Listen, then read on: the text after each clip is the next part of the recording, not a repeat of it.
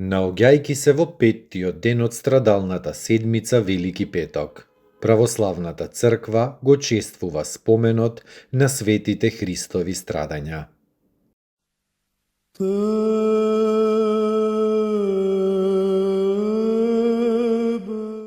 Велик петок на светите Христови страдања, петокот пред Пасха.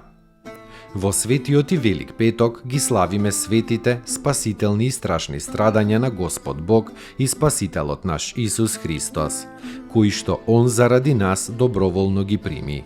Плукањето, биењето, шлаканиците, навредувањата, исмејувањата, багреницата, трската, сунгерот, оцетот, клинците, копието и на крајот крстот и смртта, а сето тоа се изврши во петок.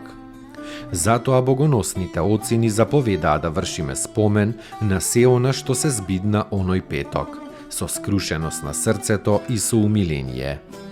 Треба да се знае дека Господ беше распнат во шестиот ден, односно во петок, затоа што во почетокот човекот беше создаден во шестиот ден. И тоа што во шестиот час од денот он висеше на крстот, беше затоа што во тој час, како што велат, и Адам ги пружи рацете кон забранетото дрво, го допре и умре. Бидејќи требаше во оној час кога бидна падот, во истиот час да биде и пресоздавањето.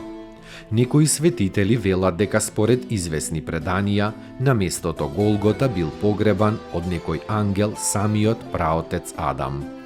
А таму каде што е трупот, таму доаѓа и ореолот Христос, вечниот цар, новиот Адам, кој стариот и паднатиот преку дрвото Адам го исцелува со дрвото на крстот. Благослови